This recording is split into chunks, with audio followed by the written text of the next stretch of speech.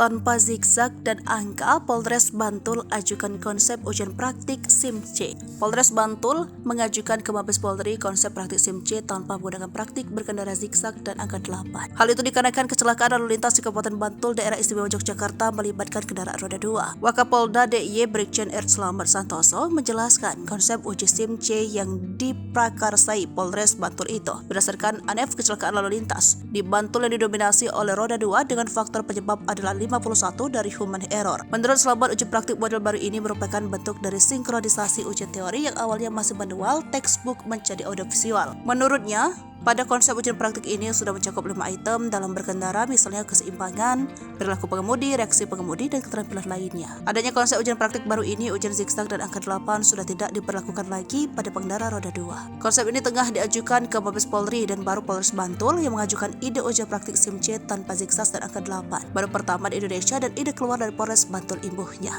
Selama konsep baru ujian praktik SIM-C ini disetujui oleh Mabes Polri, ujian praktik SIM-C di Polres Bantul masih menggunakan model lama. Tetapi dia optimis konsep baru ini dapat diterima oleh Mabes Polri. Sementara itu, Pangesti Widarti, salah satu tenaga ahli Pustral UGM yang dilibatkan dalam diskusi konsep materi ujian praktik model baru ini, menyampaikan bahwa materi ujian praktik model baru ini lebih baik jika dibandingkan dengan model lama. Menurut dia, saat konsep ini diajukan ke Mabes Polri dibutuhkan waktu dan melalui beberapa jenjang ditambah dengan adanya naskah akademik.